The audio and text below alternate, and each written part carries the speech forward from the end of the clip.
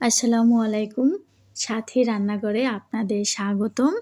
আজকে আমি তৈরি করেছি খুবই সুস্বাদু ও মজাদার একটি খাবার। সেটি হলো গাজরের হালুয়া। এটি বাচ্চাদের খুবই প্রিয় একটি খাবার।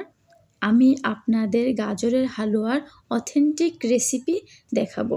একেবারে A to Z। তার আগে যারা আমার চ্যানেলে এখনও সাবস্ক্রাইব করেনি তারা অবশ্যই সাবস্ক্রাইব করে আমার পাশে থাকবেন। হালুয়া তৈরির জন্য আমি নিয়েছি 3টি বড় সাইজের গাজর। প্রথমে গাজরগুলো ছিলে নেব, খুব বেশি মোটা করে ছেলার দরকার নেই। এরপরে গাজরের বোটা এবং শেষের অংশ থেকে কিছুটা কেটে বাদ দেব। এখন আমি এগুলোকে গ্রেট করব। গ্রেটারের সুবিধার জন্য প্রথমে আমি গাজরগুলোকে 2 টুকরো করে কেটে নেব। এখন আমি এই গ্রেটারের সাহায্যে গাজরগুলোকে গ্রেট করে নেব। এই যে দেখেন এমন পাতলা করে গ্রেট করে নিচ্ছি। এইভাবে বাকি গাজরগুলোকেও আমি গ্রেট করে নেব। সবগুলো গাজর গ্রেট করার পরে আমার এতটুকু হয়েছে, আর এগুলো আমি যতটা সম্ভব পাতলা করেই নিয়েছি। আর এর সাথে লাগবে আমার 1 বাটি পরিমাণে চিনি আর 1 বাটি দুধ। তবে এখানে আমি আধা লিটার দুধ টানিয়ে ঘন করে নিয়েছি এবং লবণ, 2 টুকরো দারুচিনি, 2টো এলাচি ফাটিয়ে নিয়েছি। আর গাজর তো আছেই, এর সাথে আছে কিশমিশ এবং কাঠবাদাম।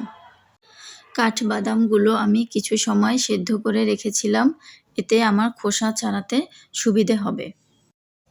এরপরে আমি এগুলোকে কুচি কুচি করে কেটে নিয়েছি।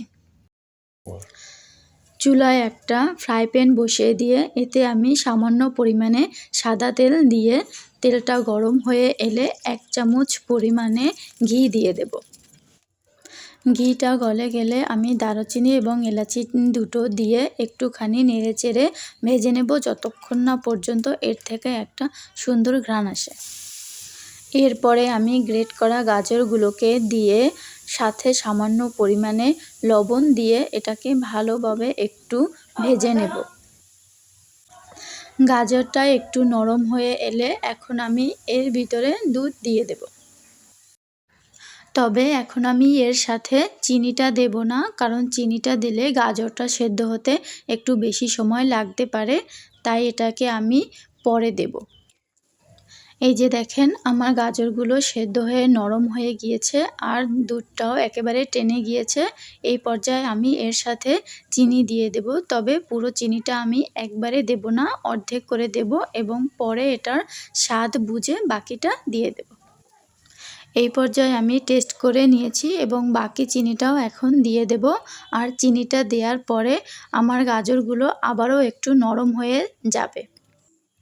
চিনির পানিটা কমে আসলেই আমার গাজরের হালুয়া প্রায় তৈরি হয়ে যাবে। জাস্ট উঠানোর আগে এর সাথে আমি কিশমিশ দিয়ে দেব এবং কেটে রাখা কাঠবাদামগুলোকে উপর থেকে ছড়িয়ে দেব।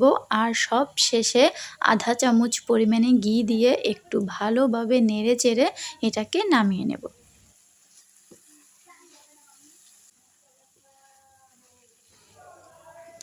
দেখেন আমার হালুয়াটার কালারটা কত সুন্দর হয়েছে, ঠিক যেরকম ছিল সেইভাবেই আছে, একেবারে কমলা রঙেরই আছে।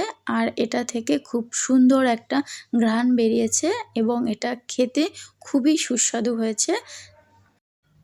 এই নাস্তাটা আপনার শুধু পরিবারের লোকেরাই খেতে পারবে না, বাসায় যদি কোনো মেহমান আসে তাদেরকে যদি এটা তৈরি করে খাওয়ানো হয় তাহলে তারা অবশ্যই আপনার প্রশংসা করবে। আপনারাও এটাকে তৈরি করে খাবেন এবং খাওয়ার পরে জানাবেন যে আজকের রেসিপিটা কেমন হলো খেতে। ধন্যবাদ সবাইকে।